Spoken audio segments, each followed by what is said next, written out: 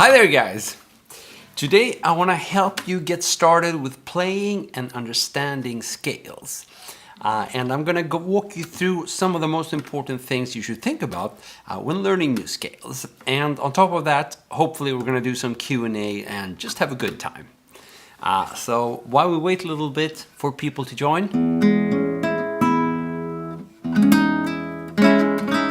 I'm going to play a scale.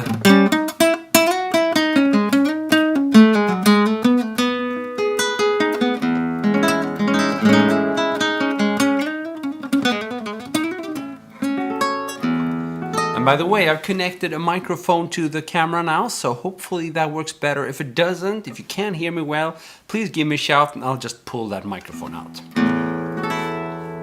Okay, so I'm sure I'm not the only one when starting out who went searching for scale diagrams. Nowadays, you would do it online. You would search for your pentatonic scale, your minor scale, your major scale. And you found this diagram with a whole bunch of dots and you're wondering how the heck you're going to be able to connect those dots to actually playing something on the guitar. And you start, it's like, and it's a slow process, and most importantly, it doesn't sound anywhere where you want it, what you want it to do. Basically, you want it to sound cool, but it sounds crap. So what are you gonna do? Well, you're gonna stick around and I'll walk you through the steps. So first of all, the scale diagram you're going to find online is most likely not going to give you all the information you need. It doesn't contain any information about fingering. It doesn't tell you, what passing notes you can add. It doesn't tell you, the best technique for playing the specific scale. It only really shows you like a way to visualize the dots on the guitar. Just want to see. There we go. So, all the other stuff, you have to figure it out on your own. And that's what we're going to do now. So, first of all, you might notice yourself that it looks a little bit weird if I play a scale like this, right?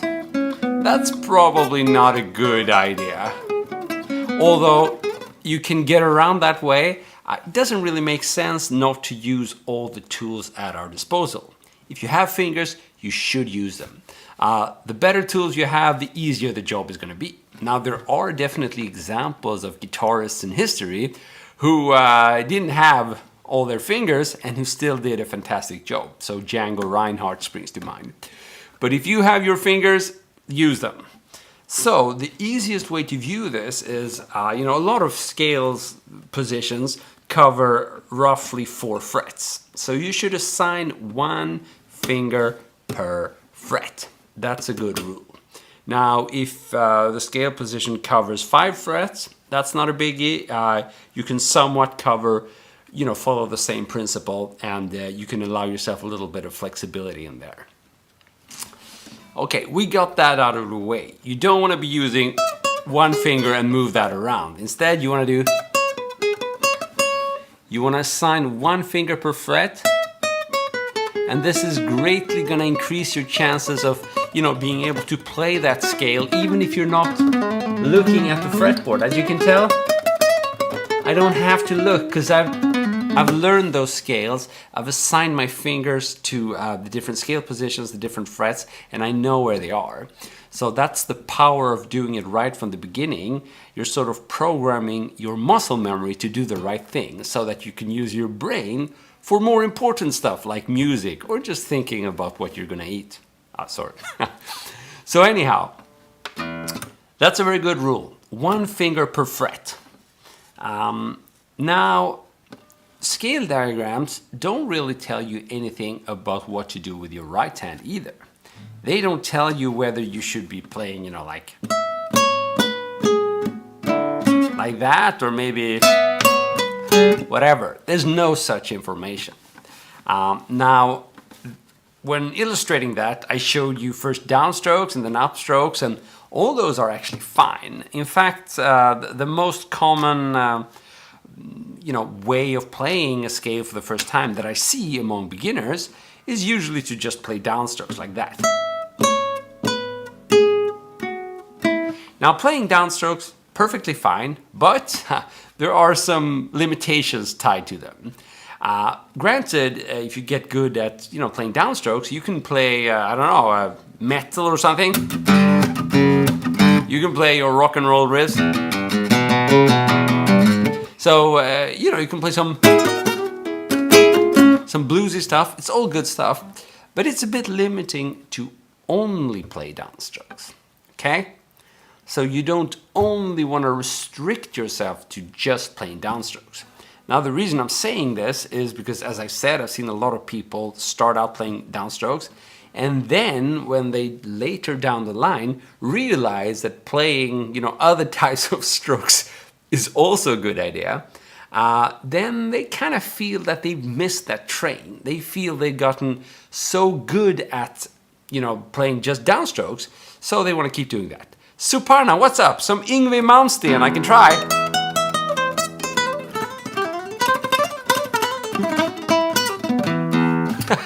It's tricky on the acoustic guitar. So what I was saying was that these people a lot of times are going to feel that, well, I spent so much time understanding how to play the scale using only downstrokes. So maybe like this.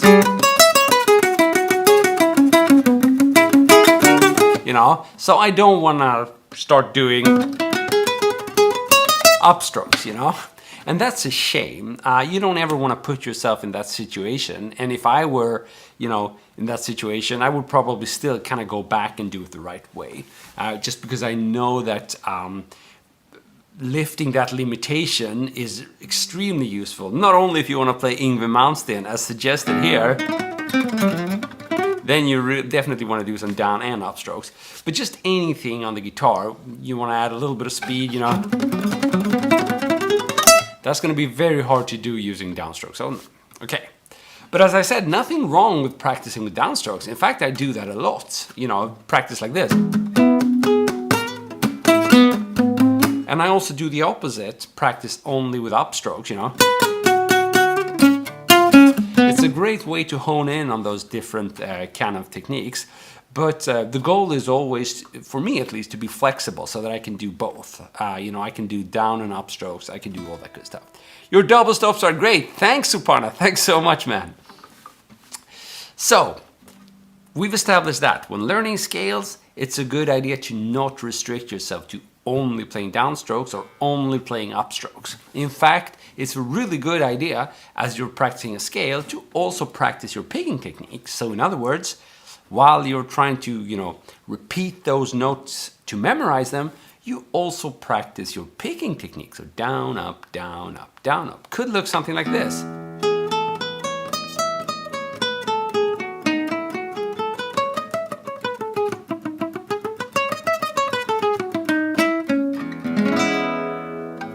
So, it's all about using your time efficiently. If you're having an issue, then it's good to hone in on a specific technique.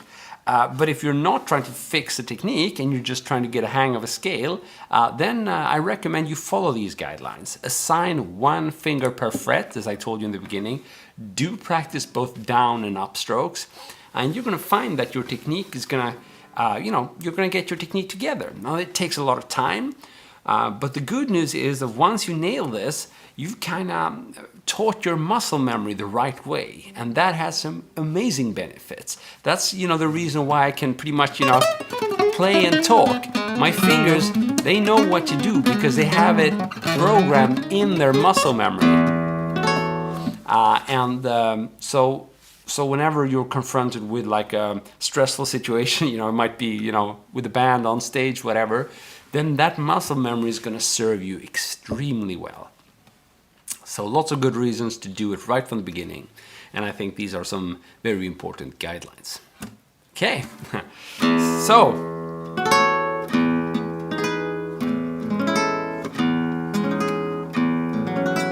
but are there other ways you can play scales? And the answer is, of course, yes. There's a million different ways. And I told you that this method is a bad one, and I still stick to that. But you could, for the sake of variation, play a scale using sliding. So maybe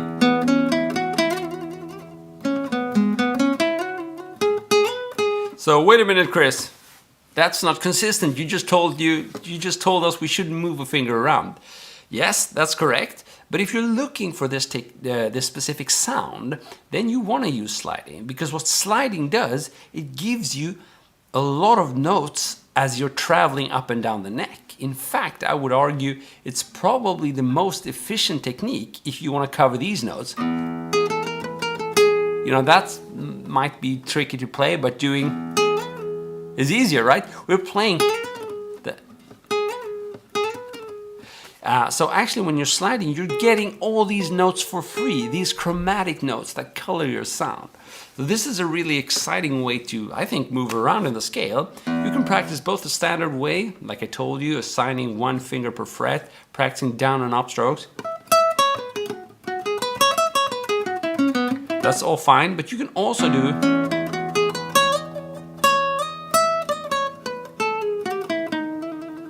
because it's a really nice effect to be able to throw in, and it's extremely useful. It basically gives you more flavors.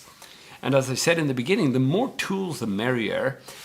This tool is extremely cool for phrasing and building phrases if you're in control of sliding. In fact, if you do like sliding, you might want to check one of the recent videos I published on this channel, where I really break it down and give you some cool example of licks where I utilize sliding on the electric guitar.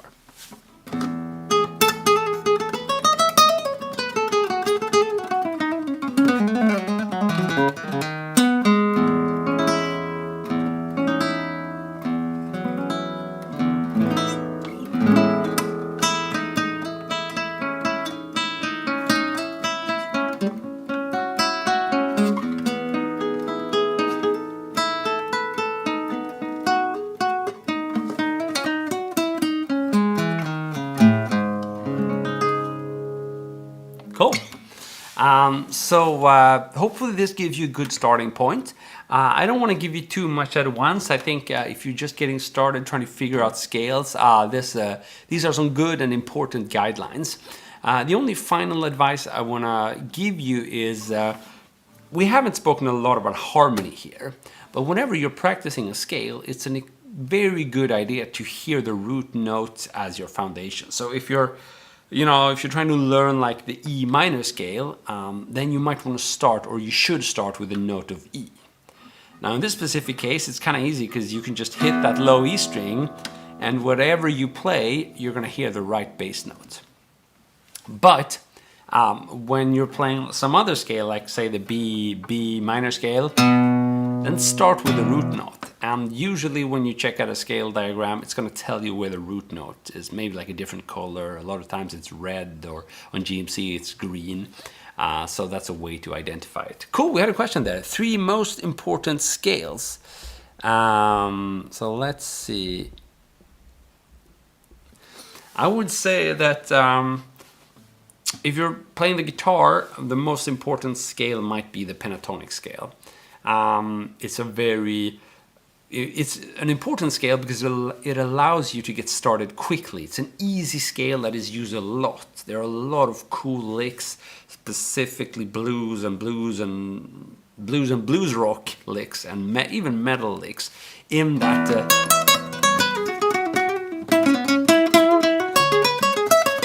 So the pentatonic scale would be number 1. Then I would go for the minor scale. That's probably my all-time favorite scale. And then the major scale. And if I had to squeeze in like a not so common scale, it would probably be the harmonic minor scale. That's a really cool scale as well. It's used a lot, but it's also the foundation for a lot of cool, metal harmony. For instance, one of the modes from the harmonic minor scale is the Phrygian dominant. A lot of cool metal riffs in the Phrygian dominant, and a lot of cool solos, think Yngwie Malmsteen and that kind of stuff. Hi, can you show some juicy chord like Hendrix chord, please, for creating some 80s rock riffs?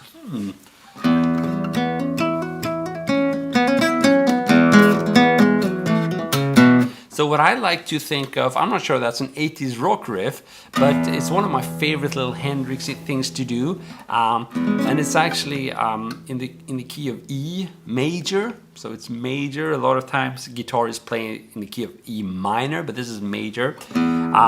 So basically what that means is you have your trusty pentatonic box here on starting on the 9th fret.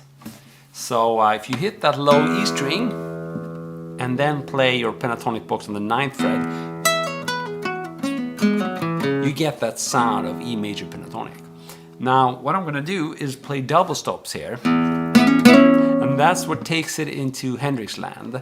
So if you want to replicate that, you can actually do this little mini barre or like a double stop here on the 9th fret. 9th fret D and G string, and then you're gonna hammer on the 11th fret D string, and that's when you get. Now it's important here to not play the notes evenly, so you shouldn't do like that. That sounds kind of boring, and it's definitely not the Hendrix way of doing it. I mean, sure, you can do that in a solo, it's gonna be fine, but I'm thinking of these like a Hey Joe inspired.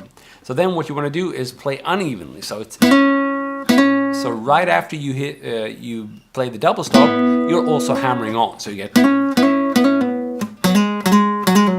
So this is a really nice one.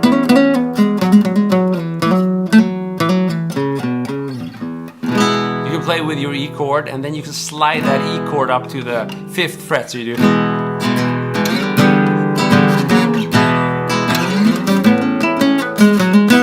And that's also a little Hendrixy trick there, to just move that E major chord up to the 5th fret. Still play those open strings, then move it down a half fret to the 4th fret, and then finally back to the normal open position.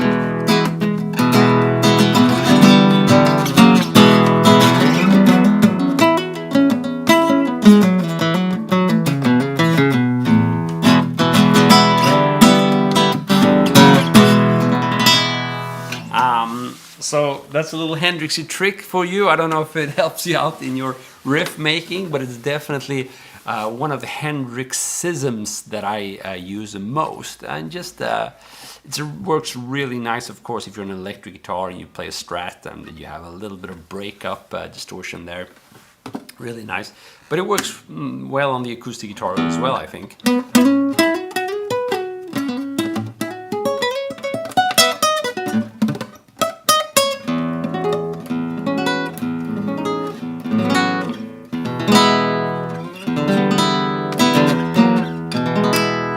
Cool. So I think this was a pretty awesome session here, because we covered everything from just starting out with scales to actually making use of those scales in like a musical application. And I hope you forgive me for my messy studio. I don't know why, but in Facebook and Instagram I have the option to actually blur out the background, but that's not the case here. So you get to see it all, which I guess is fine. I also want to thank you guys for all the recent comments on my uploads. I've seen a lot of increased activity, which is awesome. It's good because it tells me where you want to go with all this content. So whenever you leave feedback, that's a good indication you want more of it. Or, you know, if you don't want more of it, you can also tell me that. I want more Hendrixy stuff and less Yngwie Malmsteen stuff. You can say that, and then I know. Cool, guys. So I hope to see you soon again. I've been Christopher Dahl, and you've been a lovely audience here in this stream. I hope to see you soon again here on this channel, and of course on the GMC website. Have a good one. Cheers.